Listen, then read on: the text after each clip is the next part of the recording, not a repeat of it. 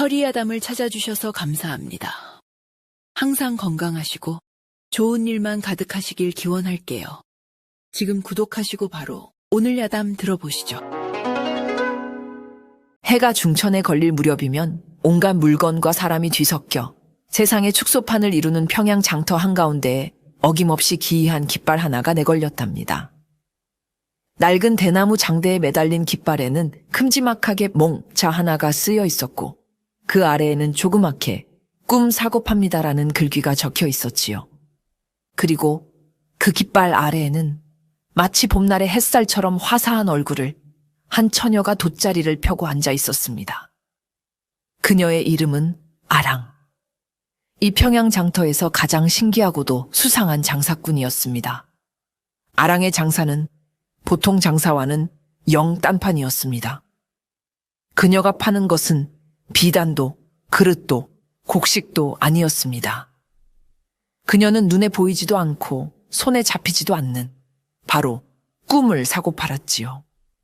자자, 골라, 간밤에 꾼 흉몽을 저에게 파시오. 개꿈, 뱀꿈, 굳은 꿈 모두 다 사드립니다. 좋은 꿈이 필요한 분은 좋은 기운 가득한 길몽을 사가시오. 아랑의 낭낭한 목소리가 장터의 소음 속을 파고들었지만 대부분의 사람들은 그녀를 그저 신기한 구경거리 취급할 뿐이었습니다. 허허, 저 처녀 좀 보게. 별의별 장사치가 다 있다더니 이제는 꿈까지 사고 판다니. 쯧쯧, 얼굴은 반반한데 실성을 했거나 아니면 간 큰 사기꾼이겠지. 사람들은 수군거리며 그녀의 돗자리를 흘끔거리고는 제 갈 길을 가기 바빴습니다. 꿈을 어찌 돈으로 사고 판단 말입니까? 그것은 듣도 보도 못한 해괴한 일이었습니다. 하지만 세상에는 지푸라기라도 잡고 싶은 절박한 심정을 가진 이들도 있는 법이었지요. 그날도 한 노파가 허리를 짚으며 아랑의 돗자리 앞으로 다가왔습니다. 노파의 얼굴에는 며칠 밤을 설친 듯한 고단함과 두려움이 가득했습니다. 아가씨, 정말로 굳은 꿈을 사주시는 게요. 그럼요, 할머니. 어떤 꿈을 꾸셨는데요? 제게 한번 이야기해 보세요. 아랑이 따뜻한 미소를 지으며 말했습니다. 노파는 주위를 한번 두리번거리더니 목소리를 낮춰 속삭였습니다. 이 늙은이가 밤마다 꿈속에서 죽은 영감을 본다오. 10년 전에 저 세상으로 간 양반이 매일 밤 나타나서는 아무 말 없이 나를 빤히 쳐다보기만 하니 어찌나 무섭고 섬뜩한지 잠을 이룰 수가 없어. 이러다 내가 제명에 못 죽지 싶소. 노파의 눈가에 눈물이 그렁그렁 맺혔습니다. 아랑은 노파의 거친 손을 가만히 잡아주며 말했습니다. 고생 많으셨네요, 할머니. 그 무서운 꿈 제가 사겠습니다. 이제 그 꿈은 할머니의 것이 아니라 제 것이니 더는 두려워하지 않으셔도 됩니다. 아랑은 품에서 엽전 한 잎을 꺼내 노파의 손에 쥐어주었습니다. 그러고는 작은 책자를 꺼내 말없이 찾아오는 죽은 남편 꿈이라고 꼼꼼히 기록했지요. 노파는 얼떨떨한 표정으로 엽전을 받아들었습니다. 정말로 꿈을 팔았다는 사실이 믿기지 않는 듯 했지요.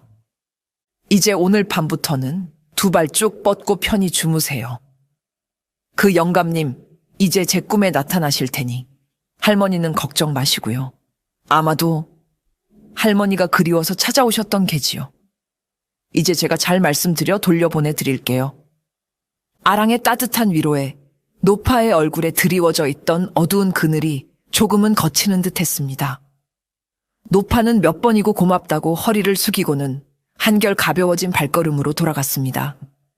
이 기이한 거래를 지켜보던 사람들은 반신반의하는 표정으로 혀를 찼지만 아랑은 아무렇지 않은 듯 다시 낭낭한 목소리로 외쳤습니다.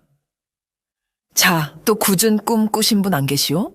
흉몽사려 그녀의 장사는 그렇게 누군가의 마음의 짐을 덜어주는 것으로 시작되고 있었답니다.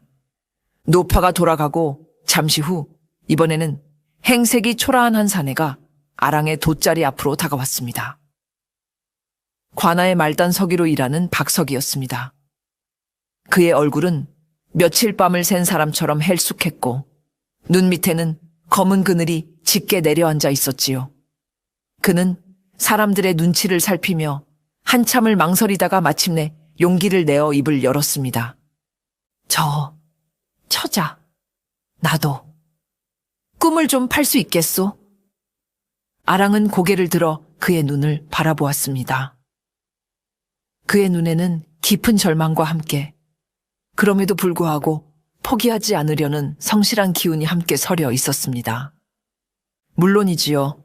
어떤 꿈 때문에 이리 낯빛이 어두우십니까? 박석이는 한숨을 푹 쉬며 자신의 고통을 털어놓았습니다. 실은 내가 밤마다 똑같은 악몽에 시달리고 있어. 꿈속에서 나는 끝도 없이 밑 빠진 독에 물을 붓고 있다오. 아무리 부어도 독은 채워지지 않고 나는 동이 틀 때까지 그 헛된 일만 반복하다 지쳐서 깨어나곤 하지. 이러다 정말 미쳐버릴 것 같소. 그의 목소리에는 깊은 무력감이 배어 있었습니다. 아랑은 그의 이야기를 묵묵히 들어주었습니다. 그리고는 그의 눈을 똑바로 바라보며 말했지요. 그 꿈 제가 사겠습니다. 아주 후한 값으로 사드릴 테니 이제 그만 걱정을 내려놓으십시오. 아랑은 품에서 엽전 새 잎을 꺼내 그에게 건넸습니다. 박석이는 생각보다 큰 돈에 놀라며 어쩔 줄 몰라 했지요. 아랑은 그의 꿈 역시 책제 밑 빠진 독에 물 붓는 꿈이라고 기록하고는 그를 안심시키듯 따뜻하게 말했습니다. 이제 그 독은 제가 대신 채울 테니 석이님은 부디 발 뻗고 주무십시오. 박석이는 몇 번이고 고개를 숙여 인사하고는 믿을 수 없다는 표정으로 돌아갔습니다. 아랑이 흉몽 2개를 연달아 사들이는 것을 본 사람들은 그녀가 정말 미쳤거나 아니면 보통 내기가 아니라고 수군거렸습니다. 바로 그때 비단 옷을 차려입은 한 중년의 상인이 헐레벌떡 아랑에게 달려왔습니다. 그의 얼굴에는 다급함과 기대감이 뒤섞여 있었지요. 아가씨가 길몽도 판다고 들었소. 내일 내 아들이 과거 시험을 보러 한양으로 떠나는데 부디 좋은 기운이 담긴 꿈 하나만 내게 팔아주시오. 아랑은 빙그레 웃으며 고개를 끄덕였습니다. 그녀는 방금 사들인 노파의 꿈을 떠올렸지요. 마침 좋은 꿈이 하나 들어왔습니다. 어떤 할머니께서 꾸신 꿈인데 험하고 캄캄한 산길을 헤매다가 마침내 동이 트면서 환한 정상에 우뚝 서게 되는 꿈입니다. 고난과 역경을 이겨내고 마침내 장원급제의 영광을 차지하게 될 아주 귀한 길몽이지요.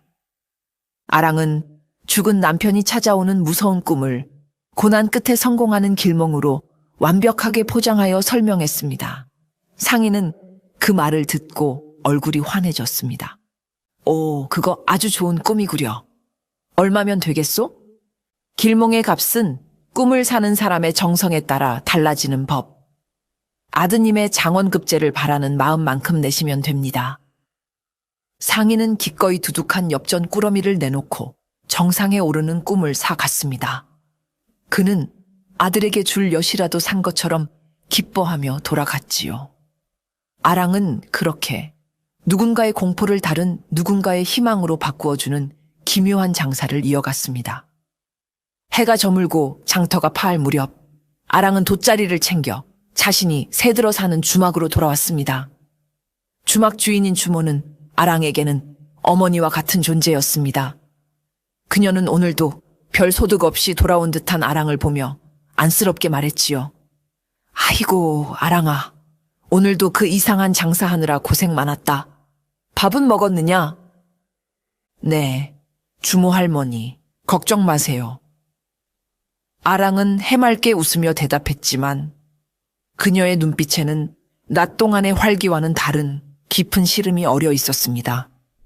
그녀는 방으로 돌아와 낮에 번 엽전 꾸러미를 한쪽에 툭 던져두었습니다. 돈에는 아무런 관심도 없다는 듯이 말입니다. 대신 그녀는 품속에서 작은 책자 하나를 소중하게 꺼내 들었습니다. 그 책자에는 지난 몇 달간 그녀가 사들인 온갖 종류의 꿈들이 삐뚤빼뚤한 글씨로 빽빽하게 적혀 있었지요. 우물에 빠지는 꿈, 호랑이에게 쫓기는 꿈, 하늘을 나는 꿈. 아랑의 진짜 목적은 돈이 아니었습니다. 그녀가 매일같이 장터에 나와 사람들의 꿈을 샀던 이유는 단 하나. 바로 10년 전 난리통에 잃어버린 유일한 혈육, 남동생의 흔적을 찾기 위해서였습니다. 10살 남짓이었던 어린 아랑은 전쟁의 화마 속에서 부모님을 잃고 5살 배기 남동생의 손을 잡고 필사적으로 도망쳤습니다. 하지만 수많은 피난민 인파에 휩쓸려 그만 동생의 손을 놓치고 말았지요. 그것이 마지막이었습니다. 그 이후로 아랑은 단 한 번도 동생을 보지 못했습니다. 그녀에게 남은 것은 동생의 작은 손바닥에 있던 붉은 점 하나와 찢어질 듯한 그리움뿐이었습니다. 아랑은 생각했습니다. 비록 현실에서는 동생을 찾을 길이 막막하지만 꿈속이라면 어떨까? 세상 수많은 사람들이 꾸는 꿈속 어딘가에 자신의 동생이 희미한 모습으로라도 나타나지 않을까? 어쩌면 누군가는 꿈속에서 자신의 동생과 스쳐 지나갔을지도 모른다고. 그것은 신락 같은 희망이었지만 그녀가 기댈 수 있는 유일한 동아줄이었습니다. 그래서 그녀는 꿈 해몽꾼이 되기로 결심했던 것입니다. 사람들의 꿈 이야기를 엿듣는 것만으로는 부족했습니다. 꿈의 소유권을 자신에게로 가져와야만 그 꿈속을 더욱 깊이 들여다보고 동생의 흔적을 찾을 수 있을 것이라 믿었기 때문이지요.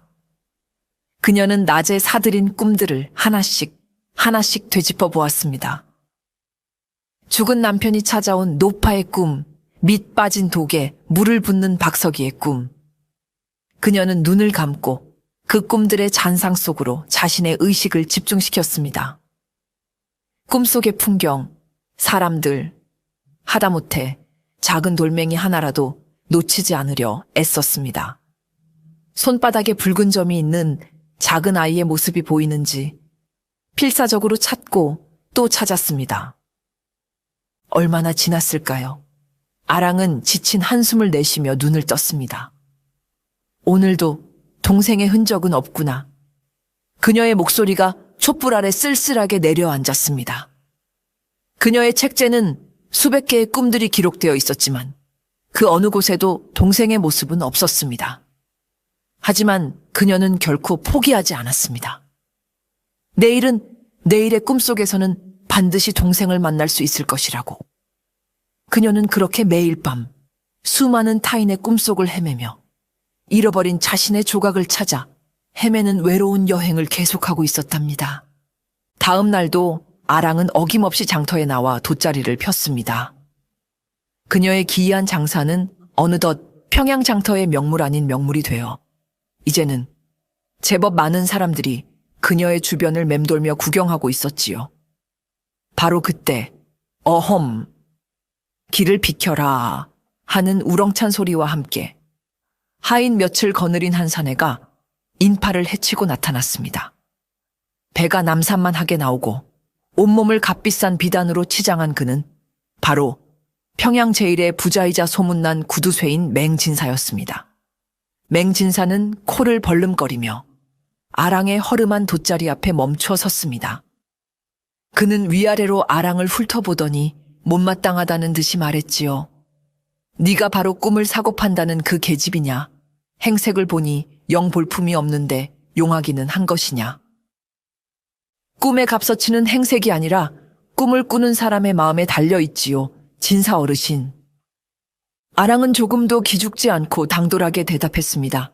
맹진사는 그녀의 당돌함이 제법 마음에 든다는 듯 헛기침을 한번 하고는 본론을 꺼냈습니다. 그의 얼굴에는 감출 수 없는 탐욕과 흥분이 가득했지요. 내가 간밤에 아주 기이하고도 영험한 꿈을 꾸었느니라.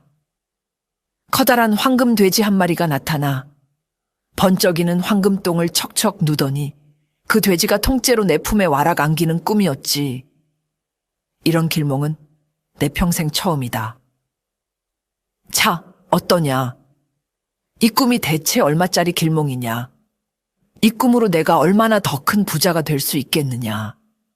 그는 거의 소리치듯 말하며 탐욕스러운 눈으로 아랑을 재촉했습니다. 아랑은 잠시 눈을 감고 그의 꿈을 들여다보았습니다. 황금과 똥, 돼지와 욕심. 그녀의 눈에 비친 것은 부자가 될 영험한 꿈이 아니라 돈에 대한 맹진사의 병적인 집착과 흉측한 탐욕의 덩어리였습니다. 그녀는 맹진사의 마음속에 가득한 더러운 황금빛 욕망을 똑똑히 보았지요. 아랑은 싱긋 한번 웃고는 눈을 떴습니다. 과연 아주 귀하고 비싼 꿈을 꾸셨군요, 어르신. 다만 이처럼 과한 복이 담긴 꿈은 그 값을 제대로 치러야만 온전히 어르신의 것이 되는 법입니다. 값을 치르지 않은 길몽은 오히려 흉몽보다 더 큰 화를 부를 수도 있지요. 좋다. 당연히 치르고 말고. 맹진사는 큰 결심이라도 한 듯 가슴을 치며 소리쳤습니다. 그는 즉시 집으로 하인을 보냈습니다. 잠시 후 맹진사 댁 하인들이 낑낑거리며 커다란 동해와 비단 꾸러미를 아랑의 돗자리 앞에 내려놓았지요. 장터 사람들은 난생 처음 보는 그 엄청난 재물에 입을 떡 벌리고 구경했습니다. 아랑은 눈 하나 깜짝하지 않고 그 재물들을 태연하게 받았습니다. 그리고는 동해를 툭툭 치며 맹진사에게 아주 그럴듯한 꿈 해몽을 들려주었지요. 자, 이제 이 길몽은 온전히 어르신의 것이 되었습니다. 제 말을 잘 들으십시오. 오늘 당장 댁으로 돌아가셔서 집안에서 가장 깊고 은밀한 곳, 어르신께서 가장 아끼시는 보물을 숨겨두신 바로 그곳을 파보십시오. 틀림없이 꿈에 보았던 것처럼 노랗고 찬란한 황금이 샘물처럼 솟아날 것입니다. 아랑의 말에 맹진사의 얼굴은 기대감으로 환하게 빛났습니다. 그가 가장 아끼는 보물을 숨겨둔 곳은 바로 아무도 모르는 그의 개인 곳간 바닥 깊은 곳이었지요. 그는 아랑의 신통력에 감탄하며 과연 용하구나. 내 말대로 하여 더 큰 부자가 되면 너에게는 더 큰 상을 내리겠다. 고 호언장담했습니다. 맹진사는 하인들을 재촉하여 집으로 허둥지둥 돌아갔습니다. 그는 집에 도착하자마자 하인들을 시켜 자신의 비밀 곳간 바닥을 파헤치기 시작했습니다. 더 깊이 파라. 더 황금이 나올 때까지 계속 파란 말이다. 하인들이 땀을 뻘뻘 흘리며 땅을 파내려가기 시작했습니다. 얼마나 지났을까요? 갑자기 곡괭이 끝에 무언가 질퍽한 것이 걸리는가 싶더니 시큼하고 역한 냄새가 스멀스멀 올라오기 시작했습니다. 그리고 다음 순간 푸확 하는 소리와 함께 땅 속에서 시커멓고 누런 액체가 분수처럼 솟구쳐 올랐습니다. 그것은 황금이 아니었습니다. 바로 맹진사 댁의 모든 오물이 모이는 오래된 똥통이 터져버린 것이었습니다. 수십 년간 묵은 똥물이 터져 나오며 비밀 곳간은 순식간에 악취나는 오물로 가득 찼습니다. 그가 아끼던 보물들은 물론 맹진사와 하인들의 온몸이 누런 똥물로 뒤덮여 버렸지요. 집안 전체는 상상조차 할 수 없는 지독한 악취로 진동했습니다. 맹진사는 똥물을 뒤집어 쓴 차에 망연자실하여 그 자리에 주저앉았습니다. 황금똥을 누는 돼지 꿈은 진짜 똥벼락이 되어 그에게 돌아온 것입니다. 아랑은 그의 과한 욕심을 꿰뚫어 보고 그가 가장 수치스러워할 만한 방법으로 교훈을 준 것이지요. 다음 날, 이 이야기는 평양 장터 전체의 웃음거리가 되었고 아랑의 신기한 능력은 이제 누구도 무시할 수 없는 진짜가 되어가고 있었습니다. 맹진사의 황금똥꿈 사건으로 아랑의 명성은 평양 바닥에 자자하게 퍼졌습니다. 사람들은 이제 그녀를 단순한 구경거리가 아닌 정말로 신통한 능력을 가진 기인으로 여기기 시작했지요. 그녀의 돗자리 앞에는 매일같이 꿈을 팔고 사려는 사람들로 문전성시를 이루었습니다. 아랑은 여전히 그들의 꿈속에서 잃어버린 동생의 흔적을 찾았지만 안타깝게도 소득은 없었지요. 그러던 어느 맑은 날 오후였습니다. 장터의 소음 속에서도 유난히 눈에 띄는 한 사내가 근심 가득한 얼굴로 아랑의 돗자리 앞으로 다가왔습니다. 그는 훤칠한 키에 선비의 기품이 느껴지는 잘생긴 용모를 가졌지만 얼굴에는 깊은 시름이 어려 있었습니다. 그의 손에는 화구가 담긴 상자가 들려있는 것으로 보아 그림을 그리는 화공인 듯 했습니다. 낭자가 꿈을 해몽해준다는 아랑 낭자시오. 그의 목소리는 부드러웠지만 그 안에는 깊은 고뇌가 담겨 있었습니다. 제가 아랑입니다. 무슨 근심이라도 있으신지요, 나리? 아랑은 고개를 들어 그의 얼굴을 찬찬히 살펴보았습니다. 그의 눈은 맑았지만 그 깊은 곳에는 풀리지 않는 수수께끼에 갇힌 듯한 답답함이 서려 있었지요. 사내는 자신을 한양에서 온 화공 이선준이라고 소개했습니다.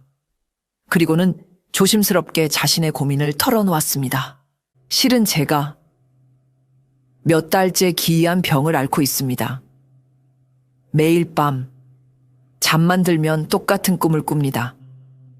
단 하루도 거르지 않고 똑같은 장면이 반복되지요. 똑같은 꿈이라니요. 아랑의 눈이 호기심으로 빛났습니다.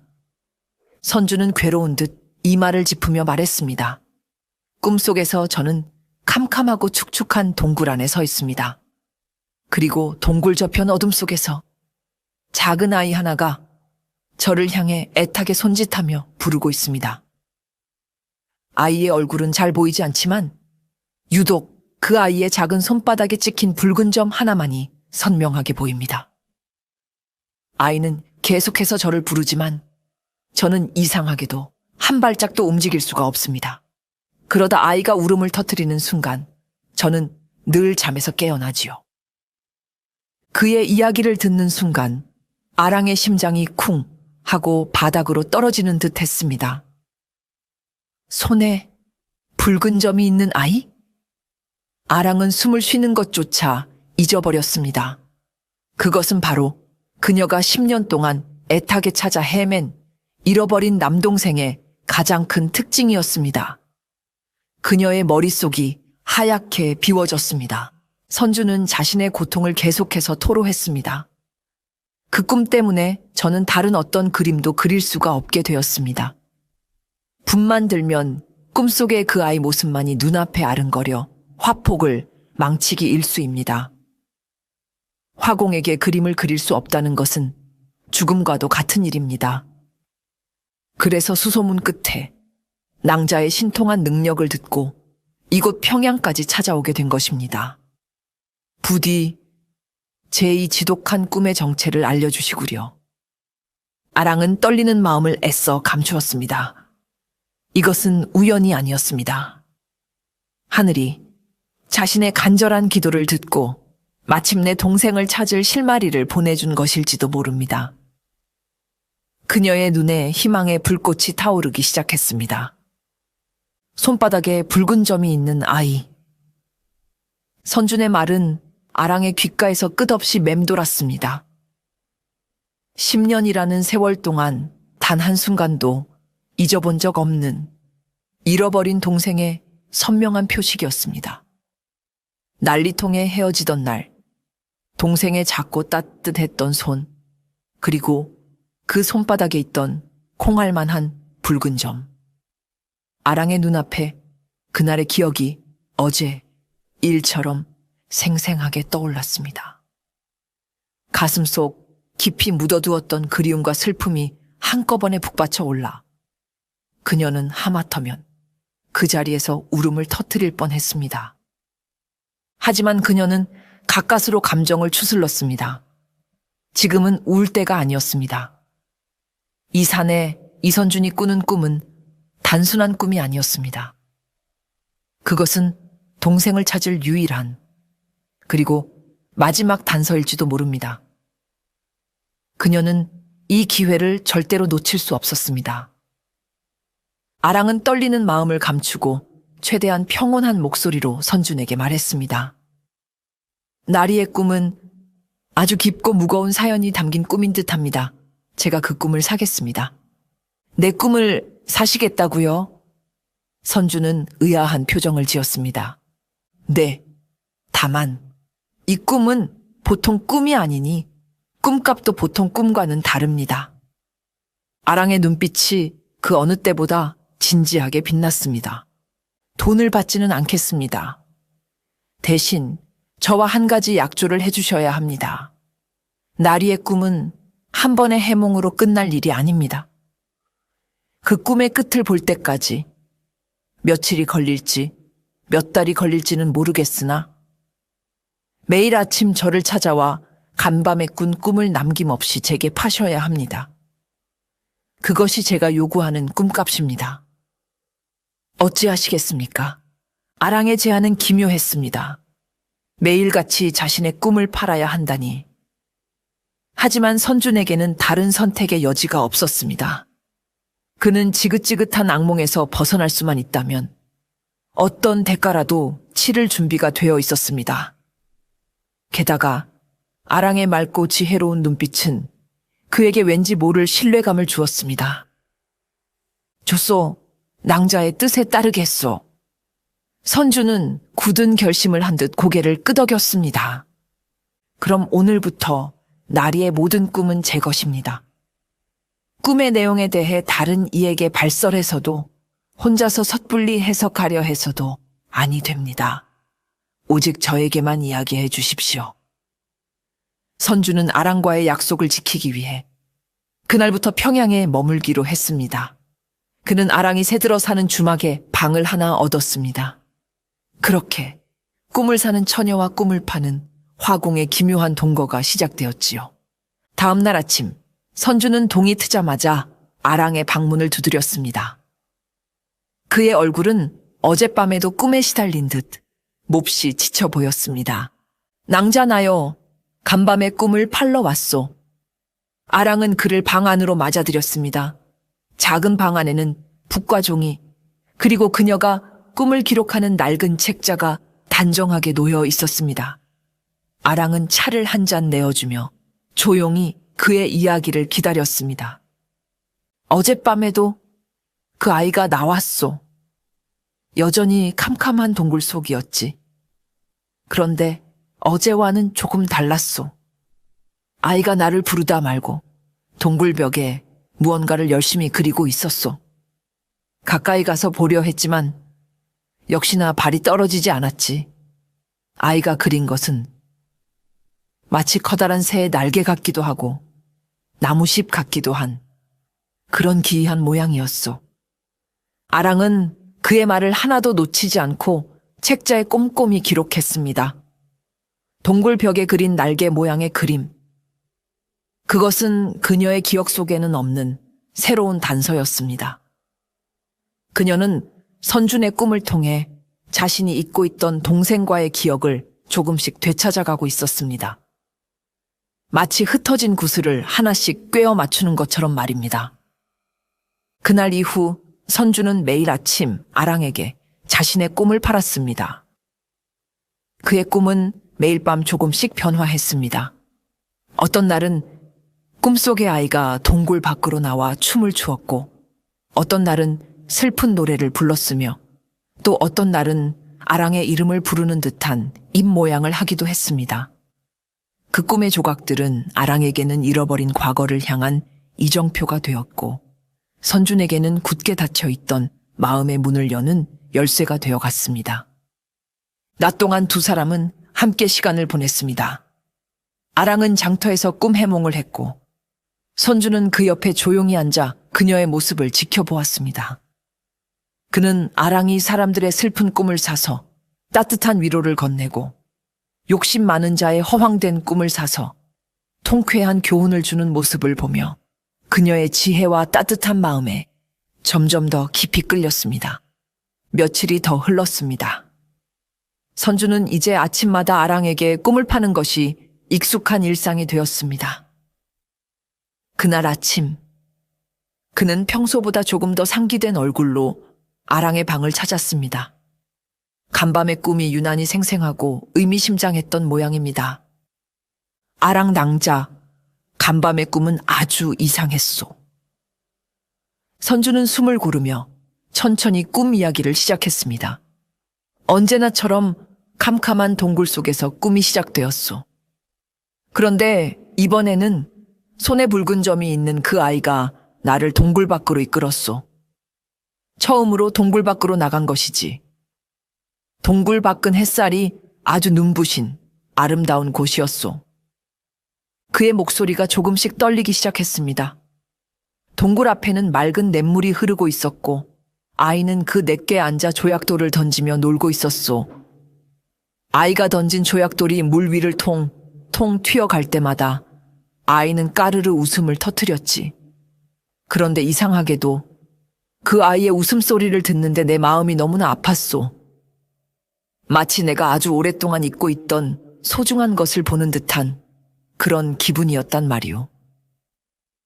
선준의 이야기를 듣는 아랑의 손이 멈칫했습니다. 그녀의 머릿속에 잊고 있던 기억의 한 장면이 섬광처럼 스쳐 지나갔습니다. 누나, 저기 봐. 돌이 춤을 춰. 10년 전 고향 마을의 맑은 냇가. 5살배기 남동생은 냇물에 조약돌을 던지며 신나게 외치고 있었습니다. 아랑은 그런 동생의 모습을 보며 함께 웃음을 터뜨렸지요. 동생은 유난히 물수제비를 잘 떴습니다. 그가 던진 작은 조약돌은 마치 살아있는 생물처럼 물 위를 대여섯 번은 좋게 튀어 건너편까지 날아가곤 했습니다. 그럴 때마다 동생은 세상을 다 얻은 것처럼 기뻐했지요. 그 냇가는 부모님을 잃은 남매에게 유일한 놀이터이자 안식처였습니다. 아랑은 아무 말도 할 수 없었습니다. 선준이 꾼 꿈은 바로 자신이 동생과 함께 했던 가장 행복했던 순간의 기억이었습니다. 어떻게 한 번도 본 적 없는 타인의 꿈속에 자신의 가장 소중한 추억이 이토록 생생하게 나타날 수 있단 말인가. 그녀는 걷잡을 수 없는 혼란과 함께 가슴을 애는 듯한 그리움에 휩싸였습니다. 그녀의 눈가에 눈물이 맺히는 것을 본 선준이 걱정스럽게 물었습니다. 낭자, 왜 그러시오? 혹시 내 꿈에 무슨 불길한 징조라도 있는 것이오? 아랑은 황급히 눈물을 닦으며 고개를 저었습니다. 아닙니다. 그저 그 아이가 너무 가여워서 그랬습니다. 그 꿈은 이제 제 것이니 나리께서는 더 이상 마음 쓰지 않으셔도 됩니다. 그녀는 애써 아무렇지 않은 척했지만 그녀의 마음속에서는 거대한 폭풍이 일고 있었습니다. 선준의 꿈은 단순한 꿈이 아니었습니다. 그것은 잃어버린 시간 속에 갇혀있던 자신과 동생의 영혼이 보내는 간절한 신호일지도 모릅니다. 그녀는 이 꿈의 조각들을 끝까지 따라가야만 한다고. 그 끝에 동생을 만날 수 있을 것이라고 굳게 다짐했습니다. 선준의 꿈이 아랑 자신의 과거와 깊이 연결되어 있다는 것을 깨달은 이후 아랑의 마음은 더욱 복잡해졌습니다. 동생을 찾을 수 있다는 희망과 함께 잊고 있던 슬픈 기억들이 되살아나 그녀를 괴롭혔기 때문이지요. 그녀는 낮에는 애써 밝은 척했지만 밤이 되면 홀로 방 안에 앉아 동생 생각에 눈물 찢는 날이 많아졌습니다. 선준 역시 마찬가지였습니다. 꿈의 내용이 점점 더 구체적이고 감정적으로 변해가면서 그의 고통도 더욱 깊어졌습니다. 꿈속 아이의 슬픔이 마치 자신의 슬픔처럼 느껴져 잠에서 깨어나도 한참 동안 가슴이 먹먹하곤 했습니다. 그는 그림을 그릴 수 없다는 절망감에 깊은 무력감에 빠져들었지요. 그렇게 각자의 아픔에 힘겨워하던 어느 날 밤이었습니다. 아랑은 또다시 동생 생각에 잠 못 이루고 마루에 나와 밤하늘을 바라보고 있었습니다. 그때 옆방에서 뒤척이던 선준이 조용히 밖으로 나왔습니다. 그 역시 악몽의 잔상 때문에 잠을 이루지 못한 모양이었습니다.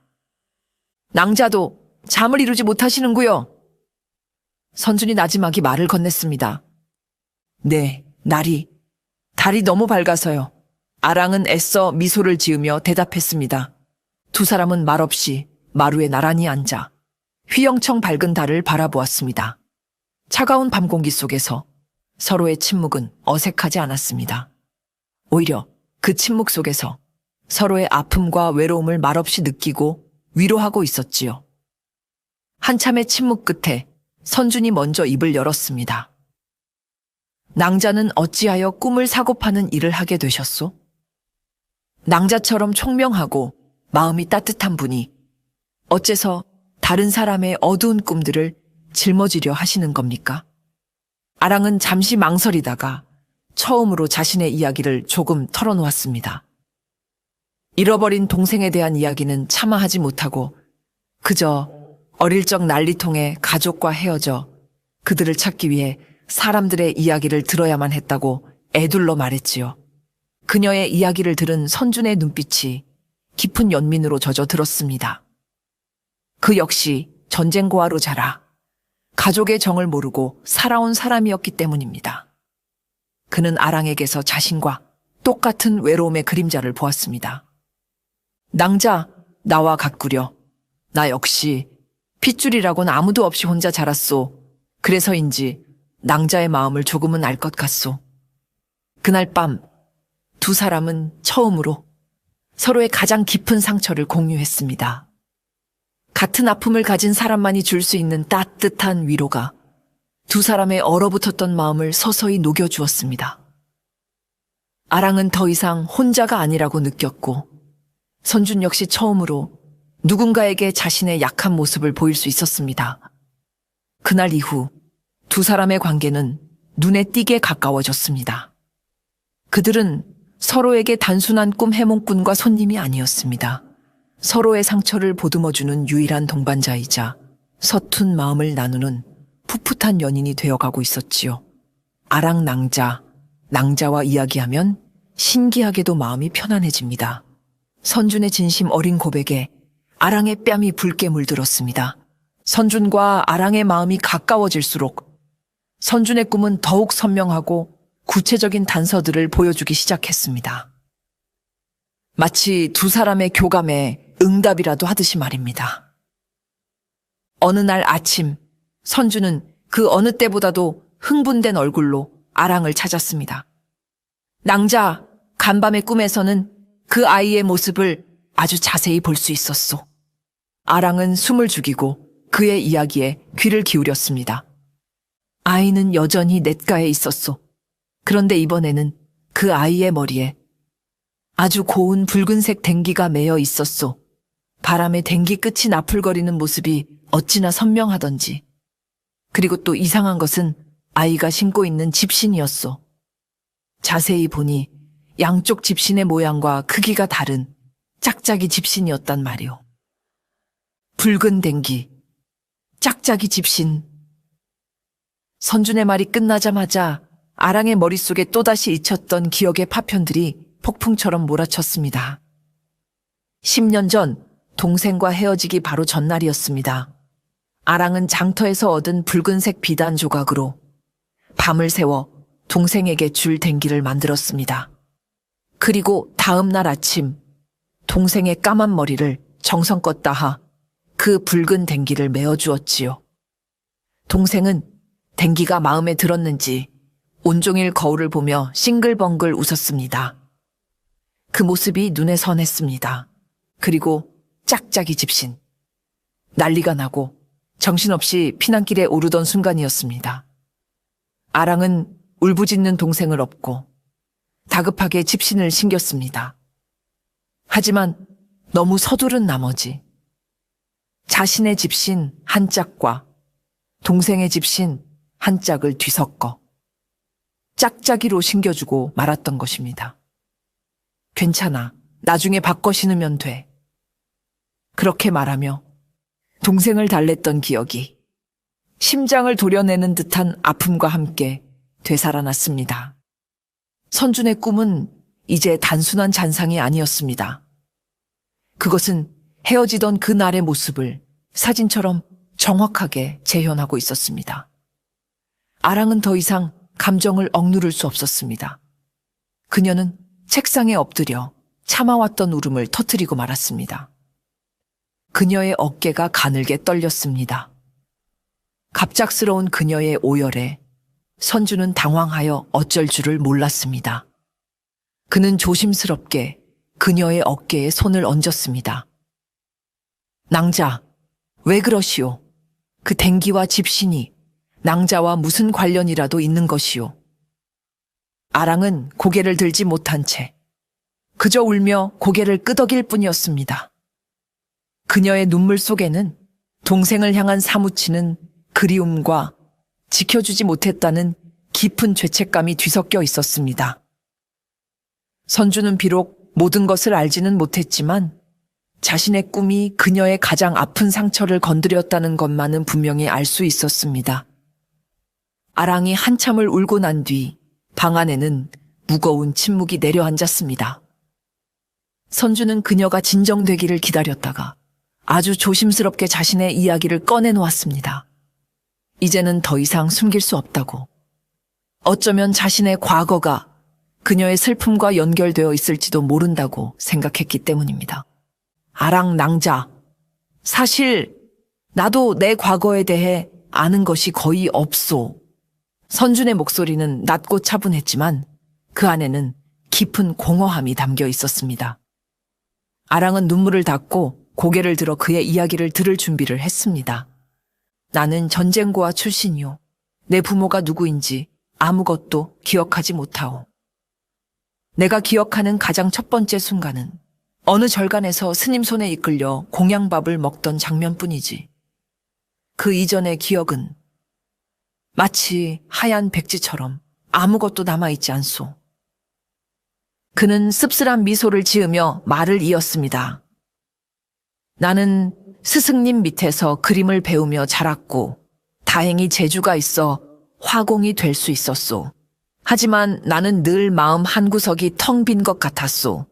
나의 뿌리가 어디인지 알지 못하니 늘 어딘가에 정착하지 못하고 떠도는 기분이었지. 그래서인지 나는 늘 사람의 얼굴을 그리는 것보다 주인이 없는 텅 빈 풍경을 그리는 것을 더 좋아했소. 그의 고백에 아랑의 마음이 아려왔습니다. 그녀는 선준에게서 자신과 똑같은 상처, 즉 뿌리 뽑힌 자의 외로움을 보았습니다. 가족을 잃고 홀로 세상에 던져진 아이. 그 슬픔의 무게를 그녀는 누구보다 잘 알고 있었습니다. 어쩌면 내가 매일 밤 그 아이의 꿈을 꾸는 것은 내가 잊어버린 과거와 관련이 있는지도 모르겠습니다. 선준의 목소리가 희미하게 떨렸습니다. 어쩌면 그 아이는 내가 기억하지 못하는 나의 잃어버린 동생일지도, 혹은 난리통에 내가 지켜주지 못했던 누군가일지도 모르지요. 그래서 내 죄책감이 매일 밤 나를 그 동굴 속으로 이끄는 것일지도. 그의 말을 듣는 순간 아랑은 모든 것을 깨달았습니다. 선준과 자신은 단순히 같은 상처를 공유한 것이 아니었습니다. 그들은 어쩌면 같은 시간, 같은 장소에서 시작된 하나의 슬픈 운명으로 얽혀 있는지도 모릅니다. 선준이 꾸는 꿈은 그의 기억이 아니라 어쩌면 두 사람의 잃어버린 기억이 한데 뒤섞여 나타나는 것일지도 모른다는 생각이 들었습니다. 아랑은 선준의 손을 가만히 잡았습니다. 나리, 우리는 닮았군요. 저 역시 제 과거를 찾고 있습니다. 당신의 꿈이 어쩌면 우리 두 사람 모두를 위한 길잡이가 되어줄지도 모르겠습니다. 두 사람은 서로의 눈을 바라보았습니다. 이제 그들의 관계는 연인을 넘어 함께 잃어버린 과거를 찾아 나서는 운명의 동반자가 되었습니다. 그들의 아픔은 더 이상 각자의 것이 아니었습니다. 서로의 상처를 보듬고 함께 진실을 향해 나아가야 할 공동의 과제가 된 것입니다. 서로의 가장 깊은 상처를 공유한 이후 선준과 아랑은 더욱 굳건한 유대감으로 뭉쳤습니다. 그들은 이제 단순한 꿈의 조각을 맞추는 것이 아니라 잃어버린 자신들의 정체성을 함께 찾아 나서는 동반자였지요. 그리고 마침내 운명의 아침이 밝았습니다. 그날 아침 아랑은 주모를 도와 주막 일을 하고 있었습니다. 그때 방문이 벌컥 열리며 선준이 뛰쳐나왔습니다. 그의 얼굴은 핏기 하나 없이 새하얗게 질려 있었고 온몸을 사시나무 떨듯 떨고 있었습니다. 마치 귀신이라도 본 사람 같았지요. 낭자, 아랑, 낭자. 그가 다급하게 아랑의 팔을 붙잡았습니다. 그의 손은 얼음장처럼 차가웠습니다. 나리, 무슨 일이십니까? 또 그 꿈을 꾸신 겁니까? 아랑의 심장이 철렁 내려앉았습니다. 선주는 고개를 미친 듯이 끄덕였습니다. 그는 거의 울먹이는 목소리로 간밤의 꿈 이야기를 토해내기 시작했습니다. 간밤에도 그 아이가 나왔소. 여전히 캄캄한 동굴 속이었지. 그런데 이번에는 아이가 나를 향해 필사적으로 손을 뻗으며 울부짖고 있었소. 그 아이가 드디어 말을 했단 말이오. 아랑은 숨을 멈췄습니다. 온몸의 신경이 곤두서는 듯했습니다. 그 아이가 나를 보며 뭐라고 말했습니까? 선주는 아랑의 눈을 똑바로 바라보았습니다. 그의 눈동자는 꿈속의 공포와 충격이 고스란히 담겨 있었지요.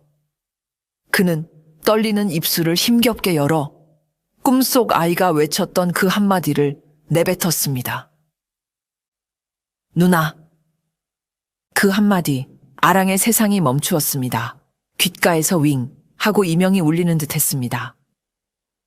10년 전 피난민 인파 속에서 헤어지던 순간 자신의 손을 놓치며 동생이 울부짖었던 마지막 외침, 바로 그 목소리, 그 단어였습니다. 아이가 저를 보며 누나 가지마 하고 울부짖었습니다. 그 목소리가 너무나도 생생하여 마치 내 귓가에서 직접 들리는 것만 같았소. 아랑낭자, 대체 이게 어찌 된 일이오? 나는 사내가 아니오? 그런데 어찌하여 꿈속의 아이가 나를 누나라고 부르는 것이오? 선주는 극심한 혼란에 빠져 횡설수설했습니다. 하지만 아랑의 머릿속에서는 마침내 모든 퍼즐 조각이 완벽하게 맞춰지고 있었습니다. 선준이 꾸는 꿈속 아이는 자신의 잃어버린 동생이었습니다. 그리고 그 아이는 선준을 보고 누나라고 부른 것이 아니었습니다. 동생의 영혼 혹은 잃어버린 기억의 잔상이 선준의 몸을 통해 진짜 누나인 자신을 보고 울부짖고 있었던 것입니다. 선준의 꿈은 바로 자신과 동생을 이어주는 유일한 통로였던 것입니다. 아랑의 눈에서 뜨거운 눈물이 봇물 터지듯 쏟아져 나왔습니다. 그것은 슬픔의 눈물이 아닌 10년간의 기다림과 그리움의 끝에서 마침내 동생의 흔적을 찾았다는 환희의 눈물이었습니다. 찾았어. 드디어 찾았어. 그녀는 자신도 모르게 중얼거리며 그 자리에 주저앉아 오열했습니다. 아랑은 한참 동안 바닥에 주저앉아 오열했습니다.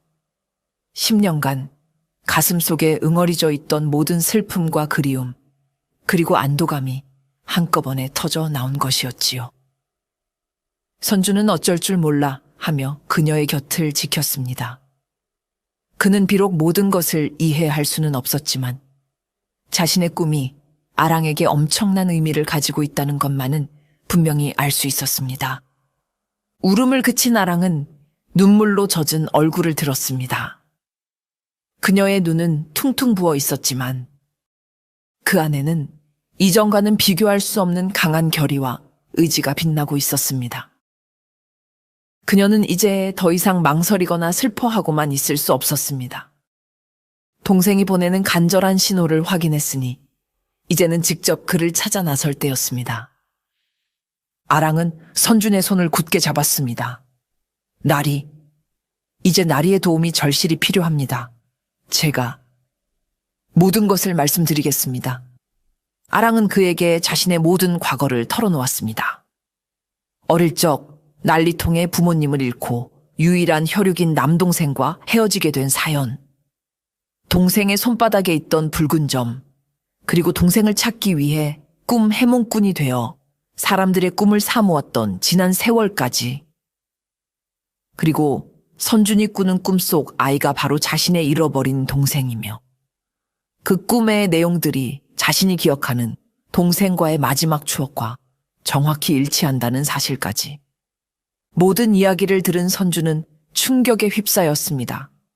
그는 자신의 기이한 악몽이 바로 눈앞에 이 가여운 처녀의 찢어지는 아픔과 연결되어 있었다는 사실에 할 말을 잃었습니다. 그는 자신도 모르게 그녀의 아픔을 공유하고 있었던 것입니다. 그의 마음속에 아랑을 향한 연민과 애정, 그리고 그녀를 도와야 한다는 강한 책임감이 솟아올랐습니다. 그런 엄청난 사연이 있었을 줄은 꿈에도 몰랐소. 낭자, 혼자서 얼마나 힘들었소. 아랑은 고개를 저었습니다. 이제 괜찮습니다. 나리 덕분에 저는 동생을 찾을 수 있다는 희망을 얻었으니까요. 이제 마지막 한 가지만 남았습니다. 그녀는 선준의 눈을 똑바로 바라보며 간절한 목소리로 부탁했습니다. 나리, 당신이 꾸는 꿈은 당신의 꿈이 아니라 아마도 제 기억과 동생의 영혼이 뒤섞여 나타나는 것일 겁니다. 그 꿈의 장소, 그 동굴과 냇가가 있는 곳은 분명 실제하는 장소일 것입니다. 그곳으로 가야만 제 동생을 만날 수 있습니다. 부디 저와 함께 그 꿈의 장소를 찾아가 주시겠습니까? 그녀의 눈빛에는 흔들림 없는 확신이 담겨 있었습니다. 선주는 망설일 이유가 없었습니다. 그녀를 돕는 것은 곧 잊어버린 자신의 과거를 찾는 일이기도 했습니다. 그는 아랑의 손을 마주 잡으며 굳건한 목소리로 대답했습니다. 물론이요, 아랑 낭자, 하늘 끝까지라도 내가 낭자와 함께 가겠소. 다음 날 아침, 아랑과 선주는 길을 떠날 채비를 마쳤습니다. 주모는 눈물을 글썽이며 두 사람의 보찜에 며칠간 먹을 주먹밥과 마른 육포를 가득 채워주었지요.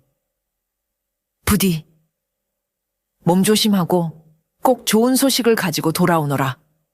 두 사람의 손에 들린 것은 그들의 여정을 이끌어줄 유일한 지도였습니다. 그것은 바로 선준이 그동안 꿈속에서 본 풍경들을 매일같이 그려 모은 그림 두루마리였습니다. 그 속에는 캄캄한 동굴의 입구, 물수제비를 뜨던 맑은 냇가, 그리고 멀리 보이던 낯선 산봉우리의 모습까지 꿈의 조각들이 생생하게 담겨 있었지요. 아랑의 희미한 기억과 선준의 그림이 그들의 나침반이었습니다. 두 사람은 아랑의 어렴풋한 기억을 더듬어 10년 전 피난길에 올랐던 남쪽 방향으로 길을 잡았습니다. 며칠 밤낮을 걷고 또 걸었습니다. 낯선 마을을 지나고 험한 산길을 넘었습니다. 지칠 때마다 두 사람은 그림 두루마리를 펼쳐보며 서로를 격려했습니다. 이 삼봉구리의 모양이 꿈에서 본 것과 아주 비슷하지 않소? 네, 맞아요. 그리고 저 아래로 냇물이 흐르는 것을 보니 우리가 길을 제대로 찾은 것 같습니다. 여정은 고두했지만 두 사람은 외롭지 않았습니다. 함께 같은 목표를 향해 나아가고 있다는 사실이 그들에게는 큰 힘이 되었습니다. 며칠간의 고된 여정 끝에 그들은 마침내 한 폐허가 된 마을에 도착했습니다. 전쟁의 상흔이 그대로 남아 무너진 집터와 잡초만이 무성한 곳이었습니다. 아랑은 그곳에 도착하자마자 가슴이 쿵 하고 내려앉는 것을 느꼈습니다. 낯설면서도 이상하게 익숙한 풍경, 바로 그녀의 옛 고향 마을이었습니다. 두 사람은 떨리는 마음으로 선준의 그림과 기억을 대조하며 마을 안쪽으로 들어갔습니다. 그리고 마침내 그림 속의 풍경과 똑같은 장소를 발견했습니다. 맑은 물이 흐르는 냇가, 그리고 그 냇가 위쪽으로 입을 벌리고 있는 캄캄한 동굴. 모든 것이 꿈속의 모습과 정확히 일치했습니다. 찾았어요. 우리가 마침내 찾았어요, 나리. 아랑이 감격에 차 외쳤습니다. 두 사람은 서로의 손을 꼭 잡고 천천히 동굴 안으로 들어섰습니다. 동굴 안은 서늘하고 축축한 공기로 가득했습니다. 10년이라는 세월의 무게가 그들을 짓누르는 듯 했습니다. 아랑의 심장은 금방이라도 터져버릴 것처럼 세차게 뛰었습니다. 그녀는 이제 곧 그토록 그리워하던 동생을 만나게 될 것입니다. 빛 한 점 없는 동굴의 가장 깊은 곳을 향해 두 사람은 한 걸음 한 걸음 나아갔습니다. 동굴은 생각보다 깊었습니다. 아랑과 선주는 서로의 손을 꼭 잡고 어둠 속을 더듬으며 더 안으로 들어갔습니다. 축축한 바닥에서 떨어지는 물방울 소리가 동굴 안에 기이한 메아리를 만들며 울려 퍼졌지요. 아랑의 심장은 기대와 두려움으로 금방이라도 터져버릴 것 같았습니다. 이 어둠의 끝에 정말로 동생이 기다리고 있을까? 마침내 두 사람은 동굴의 가장 깊숙한 곳에 다다랐습니다. 그곳은 조금 더 넓은 공간이었고 천장의 작은 틈으로 희미한 빗줄기가 새어들어오고 있었지요. 그리고 그 빗줄기 아래 아랑의 눈에 들어온 것은 살아있는 동생의 모습이 아니었습니다. 동굴의 한가운데 크고 작은 돌들이 정성스럽게 쌓여 만들어진 작은 돌무덤 하나가 있었습니다. 오랜 세월의 흔적을 말해주듯 돌 위에는 푸른 이끼가 껴 있었지요. 그리고 그 돌무덤 앞에는 흙먼지가 쌓여 색은 바랬지만 여전히 선명한 붉은빛을 띤 작은 댕기 하나가 가지런히 놓여 있었습니다. 아랑이 10년 전 동생에게 마지막으로 메어주었던 바로 그 댕기였습니다. 아랑의 세상이 다시 한번 멈추었습니다. 아니, 무너져 내렸습니다.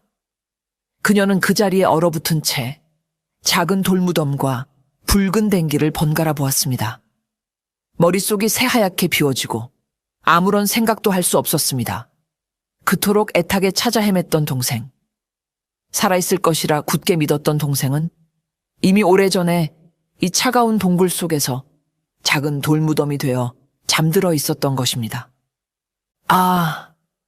아랑의 입에서 터져나온 것은 말이 아닌 짐승의 울부짖음에 가까운 비명이었습니다. 그녀는 비틀거리며 돌무덤으로 다가가 그 앞에 무너지듯 스르륵 주저앉았습니다. 아니야. 이럴 리가 없어. 아니야. 그녀는 미친 사람처럼 울부짖으며 돌무덤을 끌어안고 오열하기 시작했습니다. 10년간 억눌러왔던 모든 희망이 한순간에 잿더미가 되어버린 것입니다. 선준 역시 이 참혹한 진실 앞에서 할 말을 잃었습니다.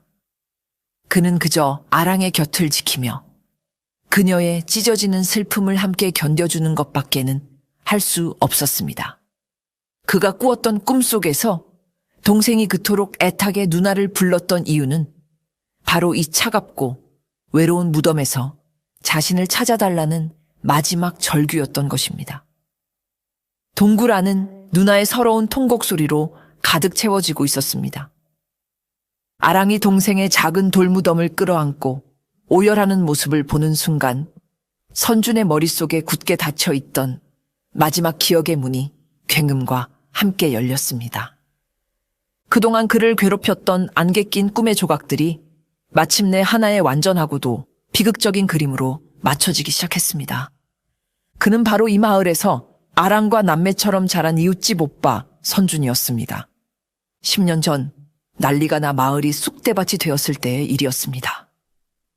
피난길이 막히자 아랑의 부모님은 10살 난 딸 아랑만이라도 먼저 안전한 외갓집으로 보내기로 결심했습니다.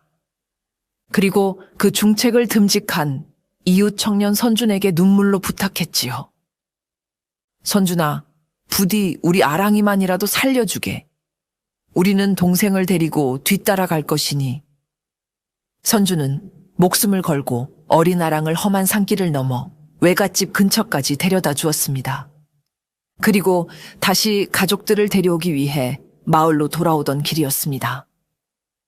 그는 불행히도 마을을 약탈하던 도적대와 마주쳤고 그들과 필사적으로 싸우다 머리에 큰 부상을 입고 낭떠러지 아래로 굴러떨어졌습니다. 그가 다시 눈을 떴을 때 그는 모든 기억을 잃은 채 낯선 절간에 누워 있었습니다. 그를 발견한 스님이 구해주었던 것이지요. 이름도 고향도 가족도 모두 잊어버린 그는 선준이라는 이름과 그림 그리는 재주만을 어렴풋이 간직한 채 성장했습니다. 한편 선준이 돌아오지 않자 홀로 남겨진 아랑의 가족은 절망에 빠졌습니다. 어린 동생은 역병과 굶주림을 이기지 못하고 결국 이 동굴 속에서 숨을 거두었고, 부모님 역시 그 슬픔을 이기지 못하고 얼마 뒤 세상을 떠났습니다. 선준이 몇 달간 꾸었던 악몽의 정체는 바로 그가 잃어버린 기억 그 자체였습니다. 그의 무의식 깊은 곳에 잠들어 있던 아랑의 가족을 지켜주지 못했다는 마지막 약속과 죄책감, 그리고 그 죄책감의 중심에 있던 붉은 점을 가진 아이가 그의 다친 기억을 두드리는 유일한 열쇠가 되어 매일 밤 꿈속에 나타났던 것입니다. 속아이가 그를 향해 외쳤던 누나라는 절규는 사실 동생이 마지막으로 그리워했던 아랑의 이름이자 선준 스스로가 찾아야 할 잃어버린 인연의 이름이었던 셈입니다. 모든 기억의 조각을 맞춘 선준은 오열하는 아랑의 어깨를 조용히 하지만 힘주어 끌어안았습니다. 그의 눈에서도 뜨거운 눈물이 흘러내렸습니다. 아랑가, 나다. 내가 선준이다. 기억나는 것이냐? 그의 목소리는 10년의 세월과 잃어버렸던 기억의 무게만큼이나 깊고 애틋하게 떨리고 있었습니다. 그의 고백에 아랑의 울음소리가 잠시 멎었습니다. 그녀는 고개를 들어 눈물로 흐릿해진 시야 너머로 그의 얼굴을 바라보았습니다. 10년의 세월이 흘렀지만 그 다정한 눈빛만은 어릴 적 기억 속의 그 오빠, 선준 그대로였습니다. 두 사람은 마침내 잃어버린 시간의 강을 건너 서로를 마주하게 된 것입니다. 모든 것을 기억해낸 선준은 오열하는 아랑의 어깨를 끌어안았습니다. 그의 눈에서도 뜨거운 눈물이 흘러내렸습니다. 아랑아, 나다. 내가 선준이다. 그는 더 이상 아랑 낭자라고 부르지 않았습니다. 10년이라는 긴 세월을 뛰어넘어 그는 다시 그녀의 어릴 적 든든한 오라버니, 선준으로 돌아온 것입니다. 선준, 오라버니? 두 사람은 서로의 얼굴을 마주보며 10년이라는 긴 세월의 벽을 허물었습니다. 오라버니, 살아계셨군요. 살아계셨어. 아랑은 선준의 품에 얼굴을 묻고 다시 한번 서럽게 울었습니다. 선준 역시 그런 아랑을 더욱 힘주어 끌어안았습니다. 그는 자신의 기억 상실 뒤에 숨겨져 있던 그 끔찍한 진실과 마주해야 했지만 아랑을 다시 만났다는 사실이 그 모든 고통을 잊게 해주었습니다. 미안하다, 아랑아. 내가 동생을 지켜주지 못했다. 그리고 너마저 잃어버렸다. 내가 너무나 무력했다. 선준의 목소리가 죄책감으로 떨렸습니다. 아랑은 고개를 저었습니다. 아닙니다, 오라버니. 오라버니의 잘못이 아니에요. 그 끔찍한 시절에 우리는 그저 살아남기 위해 발버둥 쳤을 뿐인걸요. 오히려 오라버니 덕분에 제가 이렇게 동생을 다시 만날 수 있게 되었습니다. 이제 동생도 외롭지 않을 거예요. 두 사람은 동생의 작은 돌무덤 앞에서 서로의 가장 깊은 상처를 보듬어 주었습니다. 선주는 동생을 지키지 못했다는 죄책감에서, 아랑은 동생을 잃어버렸다는 슬픔에서 벗어날 수 있었습니다. 그들은 과거의 아픔과 화해했습니다. 긴 시간 동안 그들을 올가매었던 악몽은 마침내 끝이 난 것입니다. 동생의 무덤에 마지막 인사를 고하고 10년 만에 되찾은 고향의 폐허를 둘러본 두 사람은 함께 평양으로 돌아왔습니다. 그들의 발걸음은 예전보다 한결 가볍고 평온해 보였습니다.